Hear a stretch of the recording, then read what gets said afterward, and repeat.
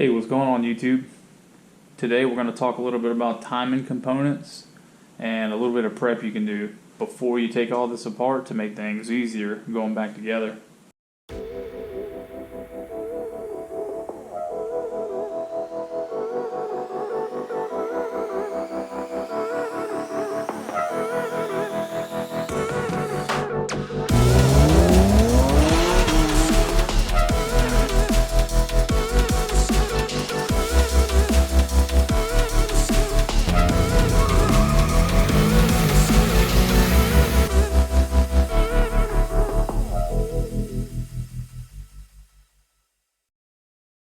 So one of the first things you want to do here is you want to, at the very least, loosen all these spark plugs, except for the number one spark plug. So let me get the camera here. Try not to make too much noise. So firing order is as follows. It's 1, 2, 3, 4, 5, 6. So this is the number one here. This is the main one we want to deal with when it's comes to like all the timing components.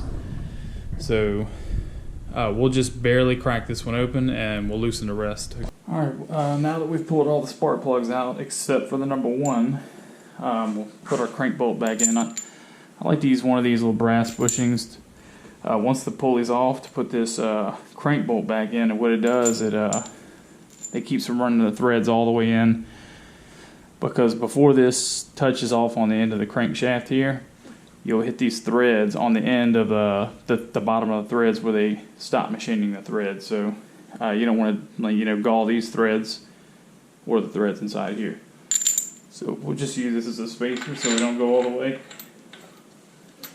Just a little brass fitting. We'll get our 19 millimeter. And what we're watching for,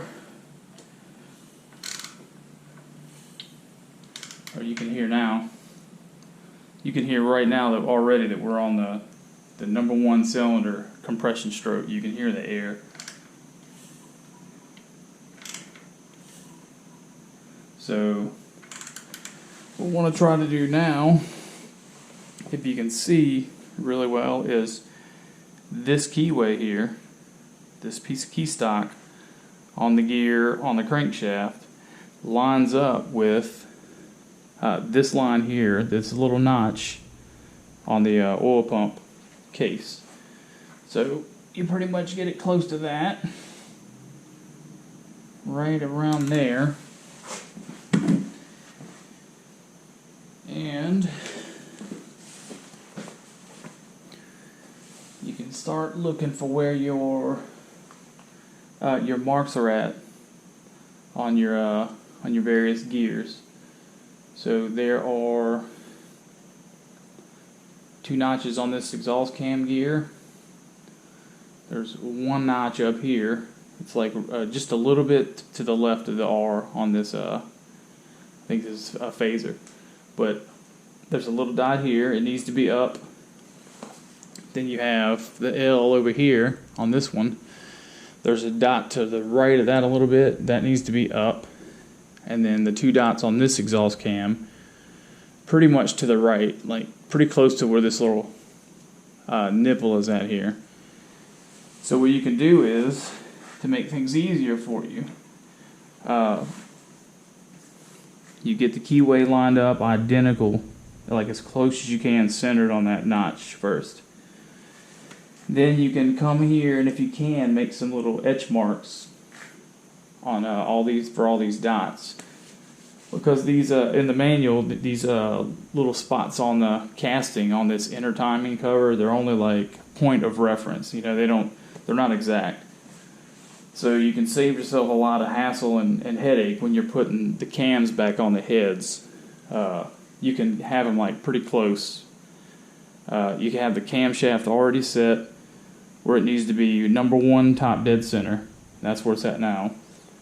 And then you can kind of play with these two cams here. So there's a big sprocket here, and there's a small sprocket behind there. And both of these gears, this one and the one behind, are at the exact same size. So both of these spin the same speed. And this one here is twice the size of the crankshaft. Crankshaft needs to turn twice for every 1 revolution of the cams. So what you do is get you something, kind of make you some etch marks. You don't have to do this. You can just sit there and like play with it. You know what I mean? Literally just mark there, put a mark there, put a little arrow if I can here. Alright, we got that. This dot here, we'll put it right. Can't get in there with that. But all I'm doing is putting me some reference marks. And this might seem kind of unconventional, but what this does, like I said, you don't want these, the two of these being too far off from one another when you're trying to put all the chains back on and this one back on with the crankshaft, because what you'll start doing, if you have this one too far off of this one and so forth, you'll end up having a valve that basically hits a piston when you try to, you know, put all this together, or you try to rotate the engine afterwards, you know. So the closer you can have, you know, these two in relation to one another, those two as well, and this one from the start, the easier it makes it for you to use your reference points on your chain, because all these colored spots, that's all your reference points, and those are only relevant for the when you put the chain and all the gears and everything back on initially. After that, I'm sure you can do some kind of complex equation to figure out how many revolutions it would take for everything to line up back perfectly again, but I'm sure it would take a long time. So we have these two. We have this mark. See if I can do this mark without getting too much in the camera here. This one's pretty much on that little lobe there, that little casting mark. We go around the other side so you see. This, like I say, this just gets us in a ballpark to where we put all this back together. It's a lot quicker. You're not throwing the chain and gears on, pull it back off to move this gear one tooth, and you know those two might be a tooth off from this side. You know, you don't have to really hassle with all that too much. It's a lot easier. This one, this one, this one, and this one, and that's pretty much it. And this is just the water pump. It doesn't matter, you know. And yeah, well, I guess we'll go over this in more detail, putting everything back on in the assembly videos, and you'll see exactly what I'm talking about, like how easy it is. You know, and you can lock this side when you put it all together, and you leave this side a little bit free, and that allows you to keep the slack over on this side by the tensioner. That's really what you're fighting, not having slack here and keeping it all on this side. Now, one more thing I'll mention here, they can easily get overlooked, is that there's multiple marks on these exhaust cam gears. There are 2 dots, 2 dashes, and the letter T. So on the left side, I'll put a picture over this explanation. Is a good reference, but on the left side, the 2 dots will be facing your little marks you put. On the right side, the 2 dashes will face the little marks. And there's also, you know, your L and your R, which is a good reference to remember. Like, all the letters need to be how you read them. You know, your T, your R, your L, and your other T. Dashes to the right, dots to the left. And you can even take a picture, you know, like I put here and overlaid. You know, you take you a picture just for reference later on, that way it can help you out. And don't let these color marks confuse you.